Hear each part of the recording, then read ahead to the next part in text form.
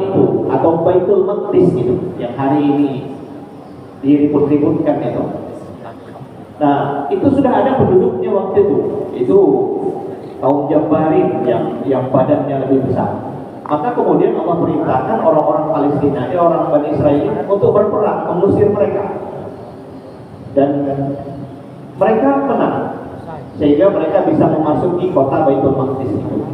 Nah, dalam kondisi seperti inilah ayat yang akan datang ini. Jadi agak sedikit diloncatkan oleh Al-Quran ceritanya, tidak dirunut-runut. Tapi ada bagian penting di situ.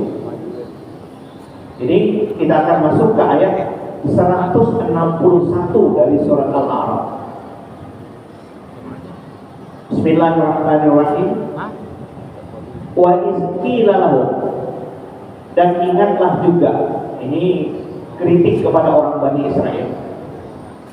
Ingatlah ketika dikatakan kepada orang-orang Bani Israel yang sudah menang menaklukkan kaum Jabarin dan mereka akan masuk ke Baitul Maqdis.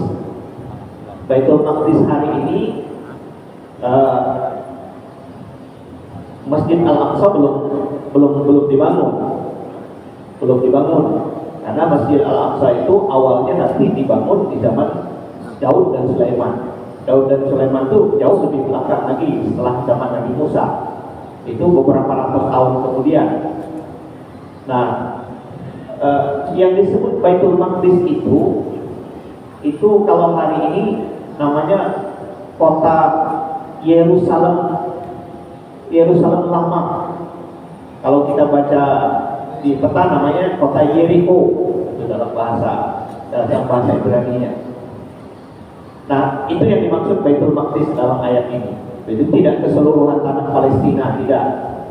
Di zaman itu kotanya tidaklah besar, kecil saja. Tapi itu tanah yang dijanjikan oleh Allah kepada Musa, mereka untuk kembali ke Baitul Maqdis. Jadi Yerusalem lama.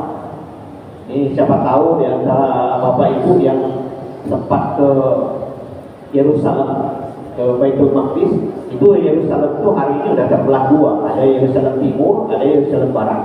Yerusalem Timur itu yang sekarang mau diambil oleh Israel untuk menjadi ibu kota mereka, Yerusalem Timur.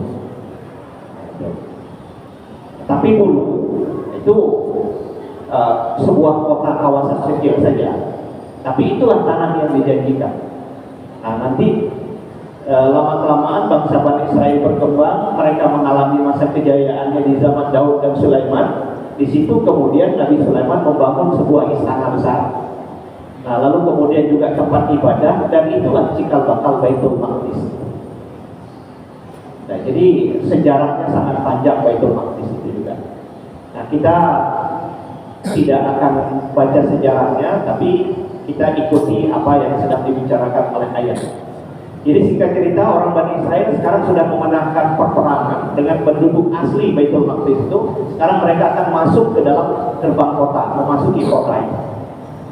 Nah, maka dalam kondisi seperti itu, wa izqila lahu, dan ingatlah ketika dikatakan kepada orang-orang Bani Israel, apa yang Allah perintahkan kepada mereka, uskunu hazihil qaryah, wahai orang Bani Israel, tinggallah kamu di negeri ini. Kata qaryah dalam bahasa Arab, ya, kalau kita belajar bahasa Arab hari ini ya kampung, desa, ya, itu sebabnya dulu itu juga tidak besar-besar amat. Jadi qaryah itu ya untuk ukuran zaman itu sudah kota lah. Untuk ukuran zaman itu. Perintah Tuhan kepada orang Bani Israel, uskunu hazil qaryah, bertempat tinggallah kamu di negeri ini atau di kota ini. Maksudnya Baitul Maqdis lama. Lalu kemudian kalau kamu tinggal di situ, wa kulu minha haitsu syi'tum, dan makanlah dari hasil bumi yang ada di Baitul Maqdis itu, haitsu syi'tum, di mana saja kamu mau. Nah, kata para ulama tafsir, dengan kata-kata kulu minha haitsu syi'tum, makanlah dari hasil bumi Baitul Maqdis itu dimanapun kamu mau. ayat ini secara tersirat memberi isyarat betapa suburnya tanah Baitul Maqdis. Minggu yang lalu itu saya sempat mengisyaratkan. Itu sebabnya orang Bani Israel itu sedapat mungkin ingin mencaplok tanah Palestina. Karena bagi mereka itu persoalannya adalah tanah Palestina itu begitu subur sampai hari ini. Jadi kemarin kita sebutkan bahwa perkebunan zaitun, hasil zaitun terbaik itu adalah yang ditanam di tanah Palestina. Ya walaupun mungkin di beberapa negara lain seperti di Jordan ada tanaman zaitun, misalnya sampai di Turki pun juga ada tanaman zaitun di banyak belahan. Tapi yang terbaik itu yang ditanam di tanah Palestina. Makanya bagi orang Israel ya tanah Palestina itu berharga secara ekonomi, bukan hanya persoalan politiknya saja. Jadi ayat ini sudah mengisyaratkan masuklah ke situ, makanlah dari hasil tanah Baitul Maqdis itu haitsu syu'tum, dimanapun kamu mau, karena begitu suburnya, begitu melimpahnya hasil itu. Nah ayat ini Bapak Ibu, ini kita sudah pernah baca juga di surat Al-Baqarah. Cuman di ayat Al-Baqarah itu faqulu minha haitsu syi'tum ragadan wadkhulul baba sujada waqulu qitatun naghfir lakum khatayakum wa sanazidul muhsinin. Nah, itu kalau kita dibaca di surat Al-Baqarah. Tapi ayatnya hampir mirip dengan ini dan ceritanya sama.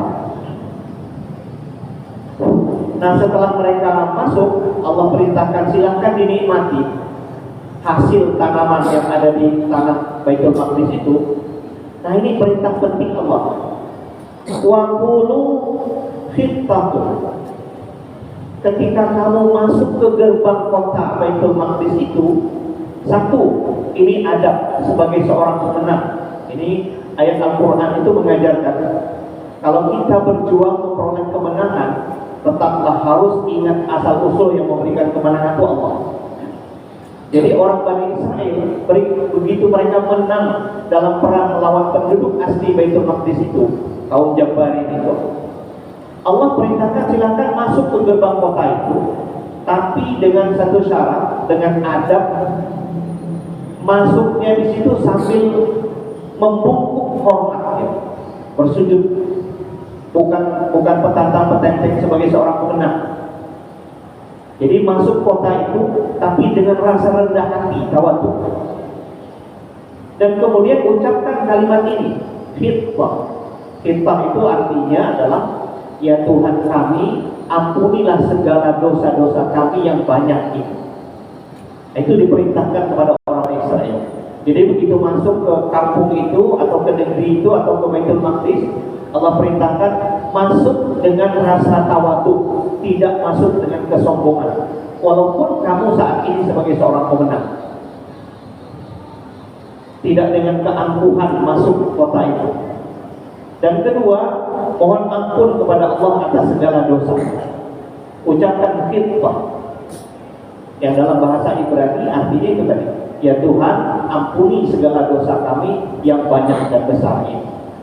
Itu yang Allah perintahkan kepada orang-orang Bani Israel waktu itu.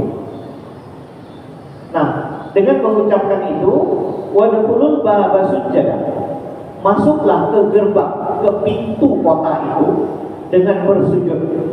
Nah, Bapak Ibu, kata bersujud di sini bukan berarti sujud seperti kita salat. Sama dulu ketika Allah perintahkan iblis dan para malaikat untuk sujud kepada Nabi Adam. Nah, bahasa sujud di sini ini bukan sujud seperti kita sholat. Sujud al-inhina kalau dalam bahasa tafsirnya artinya memberi hormat sebagai tanda bahwa kalaupun kita menang, kemenangan ini karena Allah. Nah, kita ingat betul dulu ketika Sayyidina Umar membebaskan Palestina itu dari penguasa Romawi, yang beliau lakukan begitu masuk itu Sayyidina Umar juga langsung bersujud dan kepala ini dilumuri dengan pasir tanah sebagai tanda betapa tawaduknya Sayyidina Umar. Kalau kita baca sejarah seperti itu yang dilakukan oleh Sayyidina Umar. Nah, orang Bani Israel silakan masuk ke gerbang kota itu, tapi dalam keadaan memberi hormat, sujud.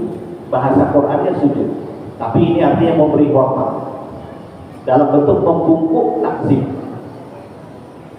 Kalau itu kamu lakukan, apa yang akan Allah berikan kepada orang Bani Israel? Naghfir lakum khati'atikum. Kami akan ampuni dosa-dosa kalian. Ini janji Allah kepada orang Bani Israel. Itu satu, kami akan ampuni dosa-dosa kalian. Dan yang kedua, sanazidul muhsinin, kami akan tambahkan orang-orang yang berbuat baik. Artinya di antara sekian banyak orang Bani Israel, maka dengan adanya pengampunan dari Allah, akan kami lahirkan generasi yang baik-baik, bukan generasi yang buruk-buruk. Al-Muhsin, generasi yang Al-Muhsin, generasi yang sangat baik, berbuat baik. Itu janji Allah kepada orang-orang Bani Israel. Nah, Bapak Ibu, di ayat selanjutnya apa yang terjadi? Apakah orang Bani Israel mentaati perintah Allah? Ternyata tidak. Ini yang terjadi.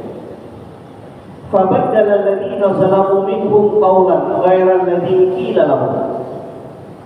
Maka yang dilakukan oleh orang Bani Israel yang tadinya disuruh mengucapkan kata-kata khitbah, yang artinya, ya Tuhan, ampunilah segala dosa kami yang besar-besar ini. Tapi yang mereka lakukan adalah فَبَدَّلَ الَّذِينَ ظَلَمُوا مِنْهُمْ, maka menukar, mengganti, di apa kalau bahasanya dihurufi gitu, dipelintir kata-katanya. Nah, maka menukar orang-orang yang zalim di antara orang Bani Israel itu akan satu kalimat yang bukan itu yang diperintahkan untuk diucapkan. Nah, Bapak Ibu, apa kalimatnya? Yang disuruh itu khitbah, tapi yang mereka ucapkan khilfah, akan agak mirip, tapi maknanya jauh beda. Kalau khilfah itu artinya, ya Tuhan, ampunilah dosa kami. Kalau khilfah itu artinya gandum. Jadi ya Tuhan, kasih kami gandum. Akan bahasanya hanya memplesetkan sedikit kata, tapi maknanya jauh. Itu bentuk kekurangan ajaran kepada Allah. Disuruh mohon ampun, malah dia minta gandum. Jadi yang mereka ucapkan itu khilfah, gandum. Ya Tuhan, kasih kami gandum, makanan.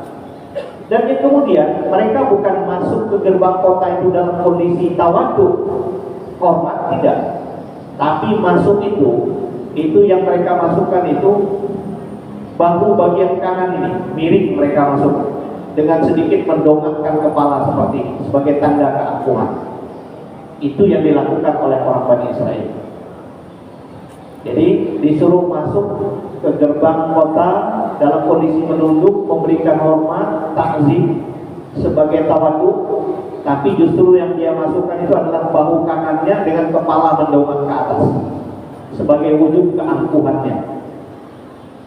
Nah, jadi setiap kali Allah memberikan nikmat, saat itu pula orang-orang Bani Israel itu mengingkari nikmat itu.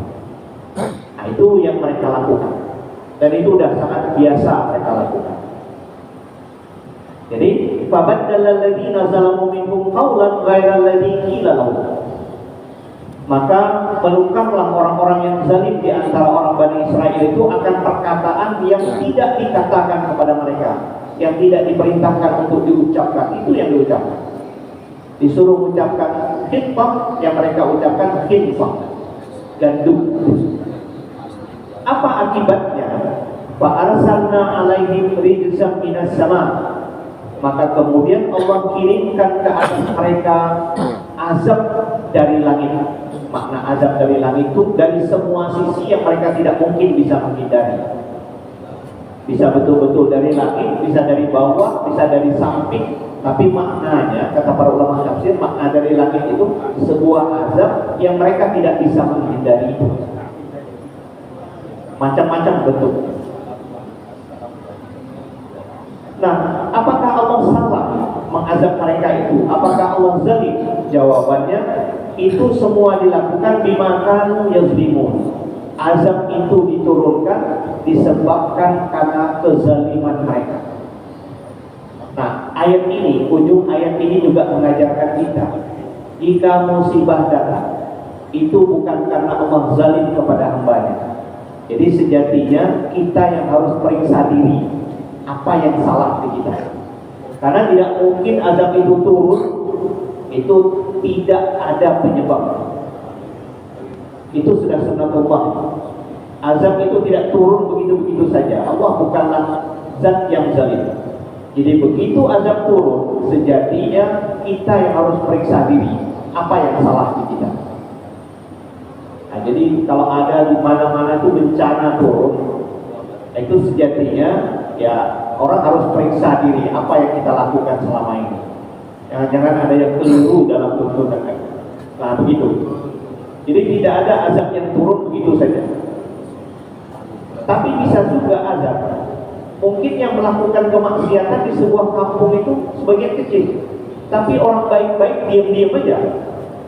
Nah maka azab juga turun, dan azab itu turun menimpa semua rata. Jadi yang baik pun kena. Jadi bukannya yang dipilih itu yang berbuat maksiat saja, tidak. Kalau azab itu turun, bisa saja rata semua. Tapi kenapa jadi seperti itu? Ya orang baik-baiknya diam-diam aja. Ketika maksiat terjadi, santai saja dia. Tidak tegak amar ma'ruf dan nahi munkar.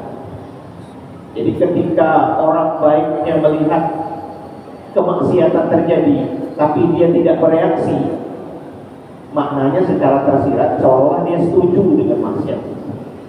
Makanya ketika azab turun, dia semuanya kena.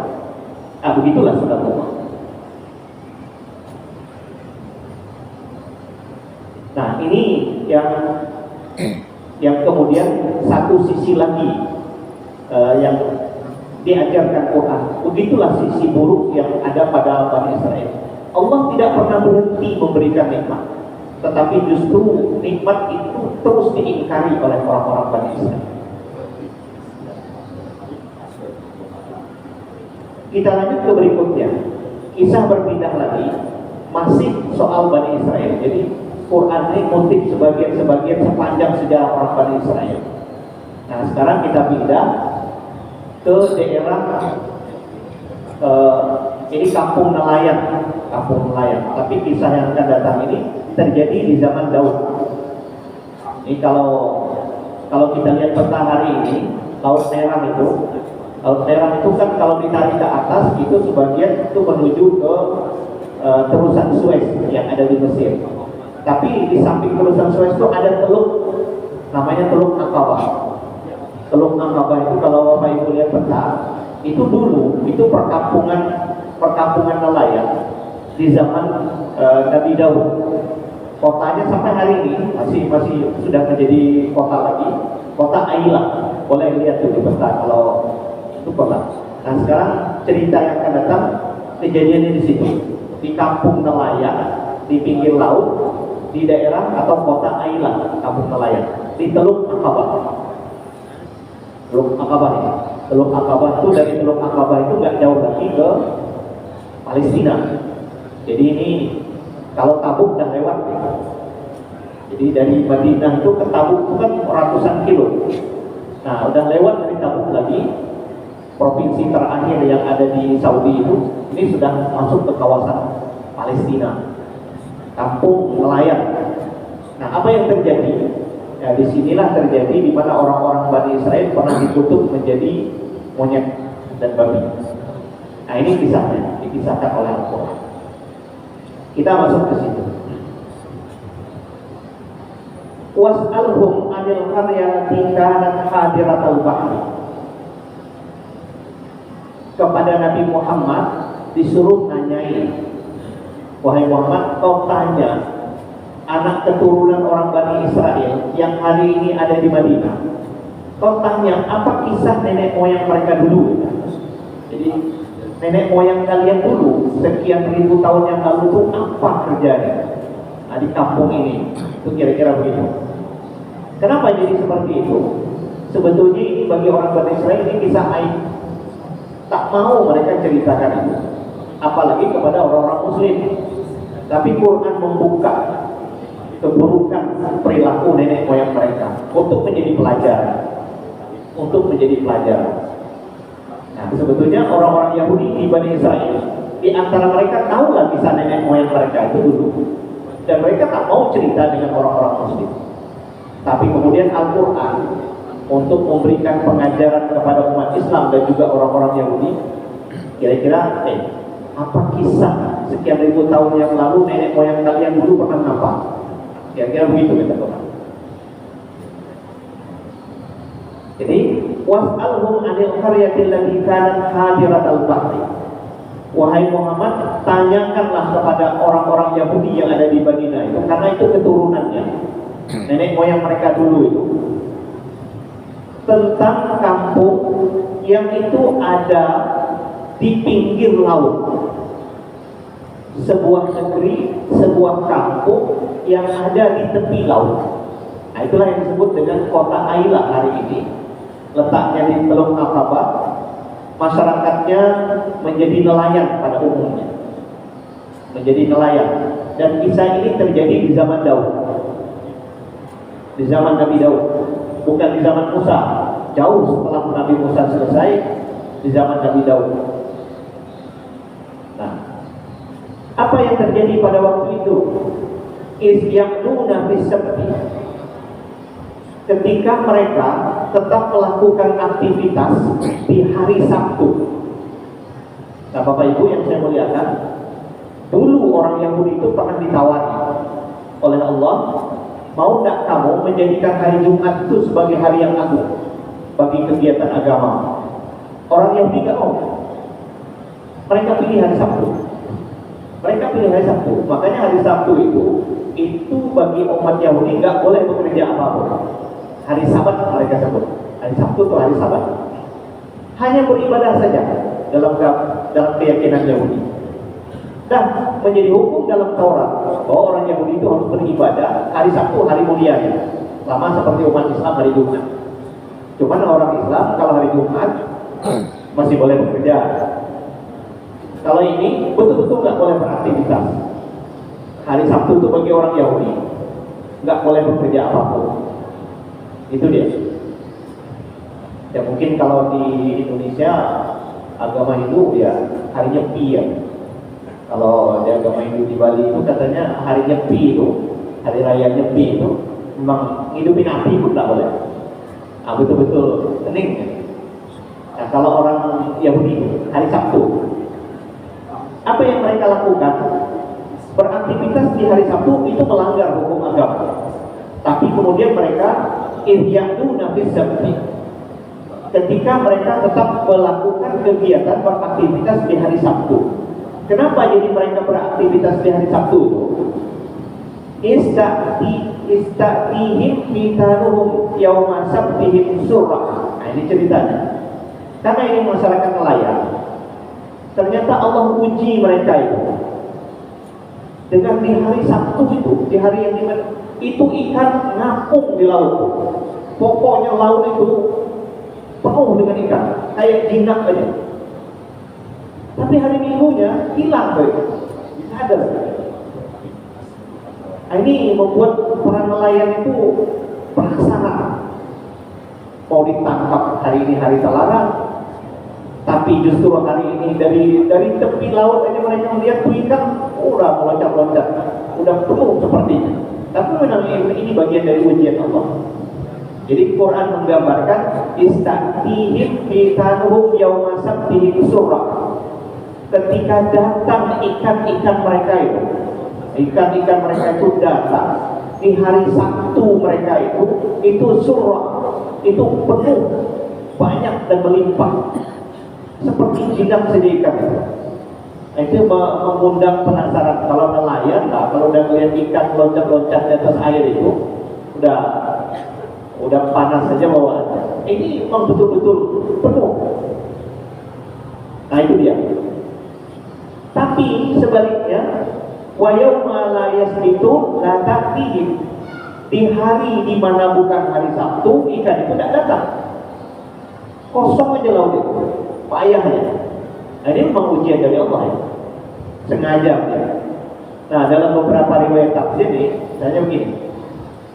Ketika seperti itu kejadiannya, hari Sabtu itu kok ikan penuh, tapi selain hari Sabtu itu ikan seperti hilang saja. Seminggu, 2 minggu belum muncul akal ya. Tapi sudah minggu-minggu berikutnya ada saja yang berakal licik. Begini katanya. Mereka berpikir, kita ini kan yang dilarang menangkap ikan di hari Sabtu. Lalu kemudian cari akal. Mereka bikin 4 kolam ikan.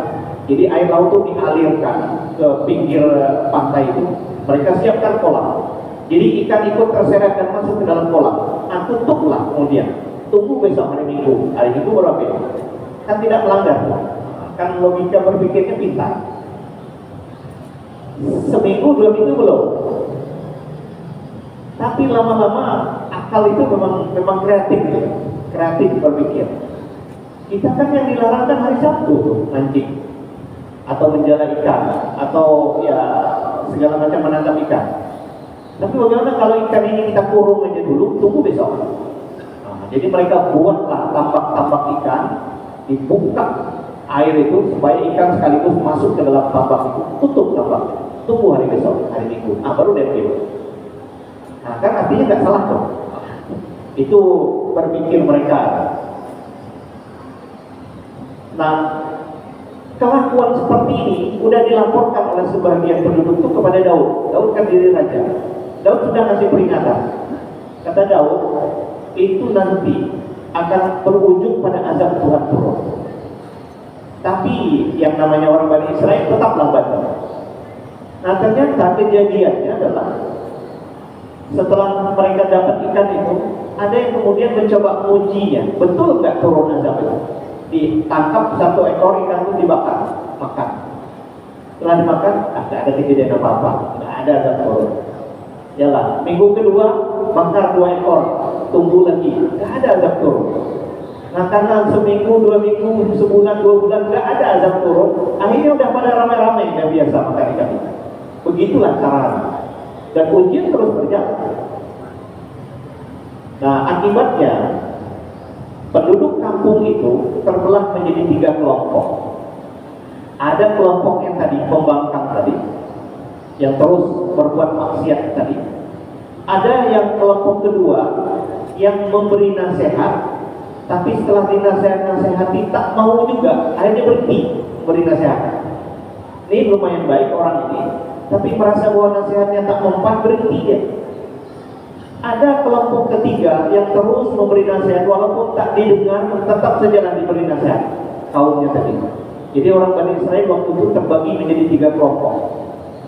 Ada yang pembangkang, ada yang masih mau memberi nasihat, tapi sudah merasa bahwa nasihatnya ini nggak mempan lagi, berhenti dia. Jadi ini kalau kita hari ini mungkin ada ustaz, ada dai yang berhenti karena merasa umat nggak merespon dakwahnya ya. Ada yang terus-terusan walaupun tidak didengar, tetap saja berdakwah, tetap saja dinasehati. Nah, inilah yang terjadi di orang-orang Bani Israel waktu itu. Ini gara-gara kelakuannya melanggar larangan beraktivitas di hari Sabtu. Nah, kenapa jadi Allah lakukan, Allah munculkan ikan di hari Sabtu itu, sementara di hari lain tidak? Allah jelaskan dalam ayat ini, kadzalika nasluhum bima kanu yafsukun. Seperti itulah cara kami menguji mereka. Sekali lagi ini memang ujian Allah, lulus nggak mereka. Nah, sesungguhnya dalam kehidupan ini kata para ulama, semua kita, apapun aktivitas kita ini, kita sedang diuji. Mau ketika kita sedang mendapat nikmat, jangan dikira bahwa nikmat itu betul-betul nikmat. Nikmat itu adalah ujian. Ketika kita benar-benar dapat musibah, musibah itu asli ujian. Cuma kadang-kadang kita merasa bahwa yang betul-betul ujian ketika dapat musibah, itu yang kita anggap ujian. Dapat nikmat tidak. Nah, sehingga kita kadang-kadang lupa. Jadi lebih banyak lupa ketika dapat nikmat. Padahal nikmat itu adalah ujian di satu sisi. Nah, cuman kan kita nggak perhatian tuh. Baru jadi perhatian kalau udah musibah datang. Nah, itu baru betul. Nah, padahal enggak. Semua aktivitas kita ini sebetulnya adalah ujian. Nah, orang Bani Israel itu gitu juga. Hari Sabtu itu sengaja Allah uji. Ikan dibiarkan muncul begitu banyak. Kenapa jadi Allah uji begitu? Bima kanu yafsukun. Ini disebabkan dulu mereka itu selalu berbuat fasik. Fasik itu artinya selalu saja melanggar larangan-larangan agama. Itu fasik. Pokoknya nggak pernah berhenti Begitu ada yang dilarang oleh agama, justru itu yang dia suka. Apa yang dilarang oleh agama, itu yang dia suka langgar. Itu fasik.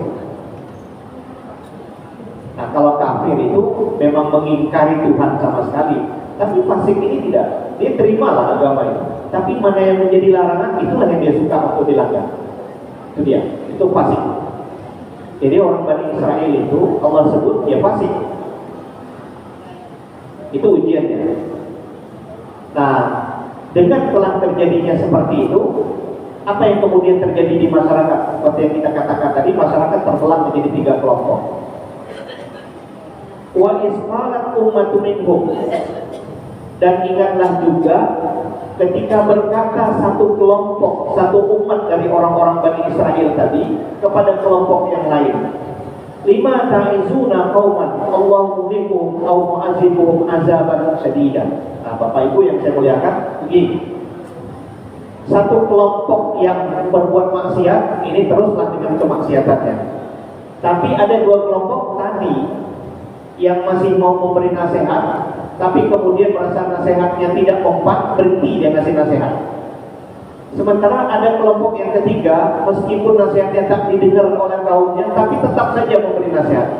Nah, sekarang kelompok yang kedua yang berhenti memberi nasihat itu, ketika kelompok ketiga tadi tetap mengasihkan nasihat, kelompok kedua malah tegur, ngapain juga kamu kasih nasihat lagi?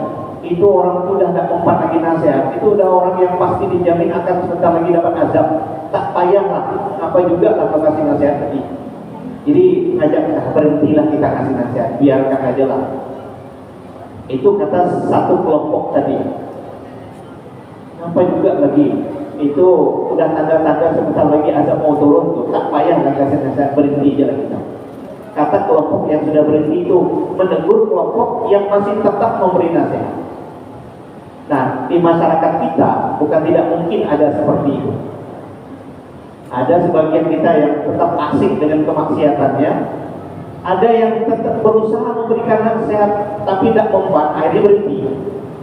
Ada juga yang tetap berusaha memberikan nasihat walaupun dia tahu mungkin nasihatnya tak didengar, tapi tetap saja. Nah, kira-kira di antara 2 kelompok ini mana yang baik? Jawabannya adalah kelompok yang terus memberikan nasihat. Jadi kita tuh beramar ma'ruf nahi munkar itu Bapak Ibu, walaupun nggak didengar orang, nasihat kita itu setidak-tidaknya di hadapan Tuhan kita sudah melepaskan tanggung jawab. Andai kata diadili oleh Tuhan di akhirat nanti, kenapa kau tak tegur kaummu ketika berbuat maksiat? Ya Tuhan sudah tegur. Nasihat sudah saya sampaikan. Nah, inilah yang dilakukan oleh kelompok ketiga itu. Walaupun kelompok kedua tadi ya lumayan juga masih mau kasih nasihat. Nah, jadi ayat ini sesungguhnya kisah ini diangkat oleh Quran, tapi baliknya adalah pelajaran untuk kita. Tapi ketika sudah tidak ada lagi di masyarakat yang mau ngasih nasihat, orang baik-baik daripada diam saja, itu tinggal tunggu azab turun juga itu. Nah, begitu sunatullahnya.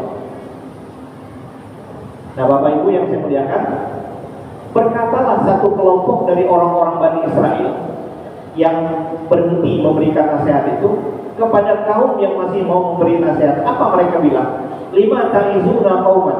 Kenapa engkau masih tetap memberi nasihat kepada satu kaum yang Allah sebentar lagi akan menghancurkan mereka atau akan mengazab mereka dengan azab yang keras? Kenapa juga masih dikasih nasihat? Apa jawaban kelompok itu? Nah, ini jawaban ini yang harus kita ambil. Kalau mereka menjawab, ma'ziratan ila rabbikum. Kami tetap saja ngasih nasihat walaupun tidak didengar nasihat ini. Ini sebagai alasan kami di hadapan Tuhan nanti. Kalau kami diadili Tuhan, kami tidak bisa jawab. Ya Tuhan, pesanmu sudah saya sampaikan, nasihat sudah saya sampaikan, tapi dasar mereka yang tidak mau menerima nasihat. Ini alasannya. Dan yang kedua, wala'allahum yattaqun.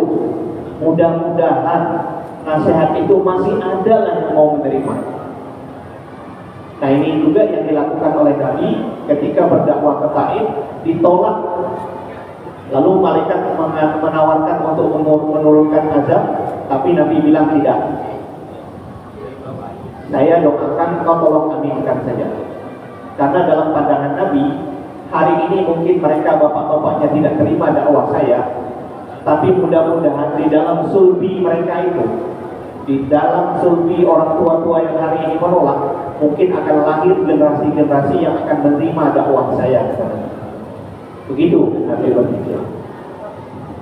Mungkin hari itu Nabi ditolak, tapi generasi sesudah itu mau menerima dakwah. Coba kalau dihabisin sekali, nggak lahir generasi baru yang akan menerima dakwah. Nah, ini juga yang dilakukan oleh sebahagian kelompok orang Bani Israel. Masih ada yang mau memberikan nasihat walaupun tak didengar. Nah, alasannya adalah saya bisa bertanggung jawab di hadapan Tuhan, saya sudah sampaikan itu. Kalau tidak terima ya apa boleh buat. Yang jelas tugas sudah saya laksanakan. Nah, Bapak Ibu yang saya muliakan, ini yang bisa saya sampaikan dalam kesempatan ini. Mudah-mudahan ini bermanfaat dan menjadi pelajaran untuk kita bahwa yang namanya kehidupan sosial bermasyarakat itu semuanya tidak akan sama dan sangat beragam. Tapi tugas kita tidak boleh berhenti untuk menyatakan amar ma'ruf dan nahi munkar. Billahi taufiq wal hidayah. Assalamualaikum warahmatullahi wabarakatuh. A'udzubillahi minasyaitonirrajim. Bismillahirrahmanirrahim. Alhamdulillahirabbil alamin wassalatu wassalamu ala asyrofil anbiya'i wal mursalin sayyidina maulana Muhammadin wa ala alihi wa sahbihi ajmain. Allahumma anfa'na bima 'allamtana wa 'allimna ma yanfa'una wa zidna ilman nafi'an wa hidayatan wa tawfiqa. Allahumma anfa'na bima 'allamtana wa 'allimna ma yanfa'una wa zidna ilman nafi'an wa hidayatan wa tawfiqa. Allahumma ij'alna minal ulama'il aminin. Rabbana atina fid dunya hasanatan wa fil akhirati hasanatan wa qina adzabannar. Walhamdulillahirabbil alamin. Assalamualaikum warahmatullahi wabarakatuh. Nah.